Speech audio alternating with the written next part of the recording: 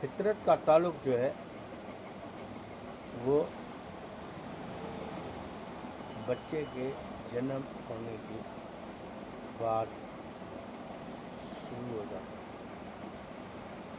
کیونکہ بچہ جب پیٹ میں ہوتا ہے تو اس کو صرف اپنے پیٹ کے ماحول کا پتہ ہوتا ہے کہ میں یہاں تیر رہا ہوں، ادھر جا رہا ہوں، ادھر گزر رہا ہوں، ادھر گزر رہا ہوں، اور ماں جو ہے پیٹ کو ہاتھ لگاتے ہوئے کہتی ہے بچہ ادھر ادھر ادھر رہا ہے۔ یہ جب بچے میں سانس آ جاتی ہے اس کے بعد اس کی فطرت وہی سے شروع ہو جاتی ہے۔ فطرت کا تعلق تو ہے وہ دماغ سے زیادہ ہے۔ جب بچہ پیدا ہو جاتا ہے تو کچھ بھی اس کے دماغ میں ہوتا ہے، اگر اس کا ڈسیبل دماغ ہوتا ہے تو وہ ڈسیبل طریقے سے اپنی فطرت کو شو کرتا ہے، اگر وہ دماغ کا بالکل نارمل بچہ ہوتا ہے تو اپنی نارمل طریقے سے شو کرتا ہے۔ اس طرح سے اس کی ڈیولپمنٹ جو ہے نا شروع ہو جاتی ہے اور بچہ بڑا ہونا شروع ہو جاتا ہے، اور جو کچھ بھی گھر میں بچہ دیکھ رہا ہوتا ہے، جو کچھ بھی بچہ گھر میں دیکھ رہا ہوتا ہے وہ اس کو دماغ کے ساتھ ملا کے اس نتیجے پہ پہنچتا ہے کہ صحیح کیا ہے غلط کیا ہے۔ اس طرح سے اس کی ایک فطرت جو ہے بننا شروع ہو جاتی ہے۔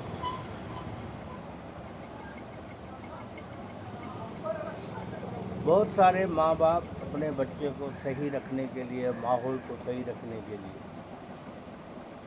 گھر سے باہر نکلنا نہیں دیتے، یا ایسے بورڈنگ اسکول میں ڈال دیتے ہیں جہاں پہ ان کی اصلاح جو ہے ہو سکے۔ چھوٹے بچوں کی بات نہیں کر رہا اور تھوڑے بڑے بچوں کی بات کر رہا ہوں۔ چھوٹے بچوں سے مطلب یہ ہے کہ فطرتاً وہ اپنے ماں باپ کی چیزیں دیکھتے ہوئے اپنی دماغ سے لڑائی کرتے ہوئے اپنی فطرت کو ڈیولپ کرتے ہیں۔ ڈیولپ کرتے کرتے کرتے کرتے ایک ایسی حد آ جاتی ہے جہاں پہ وہ سوچ اور سمجھ رکھنا شروع کر دیتا ہے۔ جب وہ سوچ اور سمجھ رکھنا شروع کر دیتا ہے تو پھر وہ صحیح اور غلط کا فیصلہ جو ہے کرنا بھی شروع کر دیتا ہے۔ اب فطرت جو ہے اس کے ساتھ جڑی ہوئی ہے اور وہ اس سے جو کچھ کہہ رہی ہے اور دماغ جو کچھ اس کو ایکسیپٹ کر رہا ہے اسی کو ہی ہم فطرت کہتے ہیں۔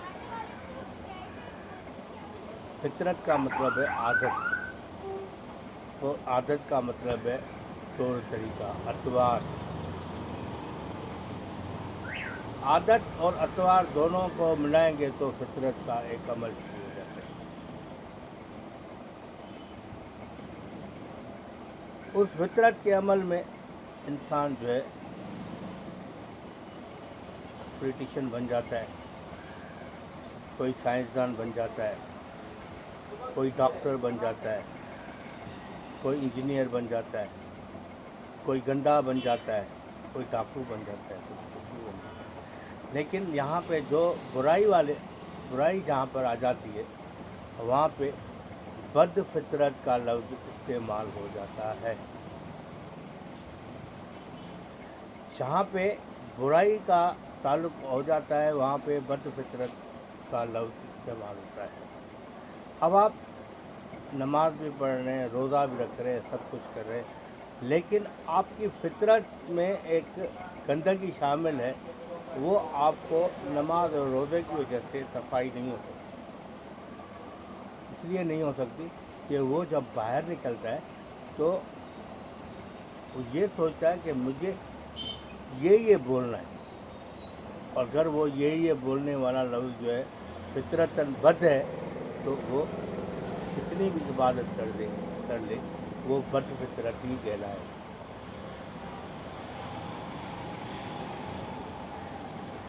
بد فطرت انسان میں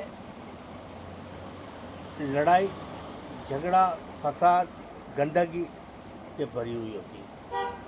वो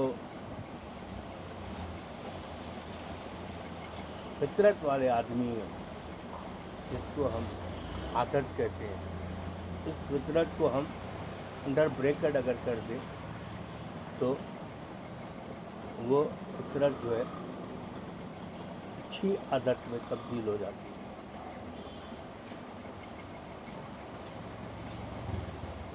फितरत का मतलब भी ऐसा है कि फितरत को आदत, आदत को अतवार, अतवार को अच्छा। अब तीन चीज़ों मिलाएंगे, आप तीनों चीज़ों को मिलाएंगे तो आपके सामने एक फितरत सामने आ जाएगी, वो है अच्छी फितरत। बद फितरत का मतलब ये हुआ कि जो भी तरीक़े का इख्तियार कर रहा है वो गलत है, और जो उसका एक्शन है वो गलत है। जो उसका जो है रवैया है घर से या घर से बाहर या दोस्तों से, दुनिया से, वो अगर गलत है तो वो बदफितरत है।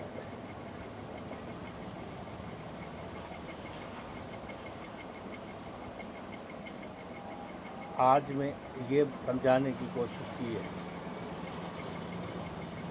कि फितरत के साथ अगर आप चलोगे तो आपके सामने अतवार भी आप आ जाएगा, अच्छा भी लफ्ज़ आ जाएगा, तीनों जोड़ देंगे तो एक अच्छे इंसान बन जाओ।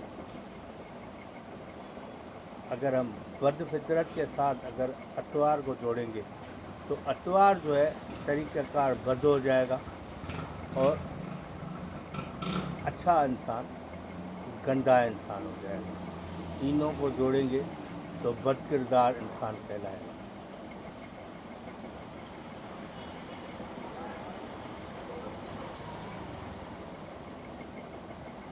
किरदार का ताल्लुक और फितरत का ताल्लुक सारा दिमाग से। आदमी ये सोचता है कि ये जो मैंने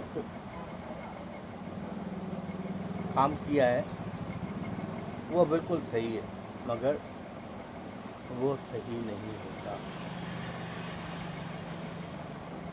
एक आदमी सही काम कर रहा होता है और वो समझता है मैं सही काम कर रहा हूँ, तो माशाल्लाह से वो अच्छी फितरत का इंसान होता है और अच्छे काम निपटाता है। अल्लाह हाफ़िज़। ये आज का इतना ही है मेरा, और ये हमारे भाई आ गए हैं, भाई भी ये मेरा चैनल देखेंगे।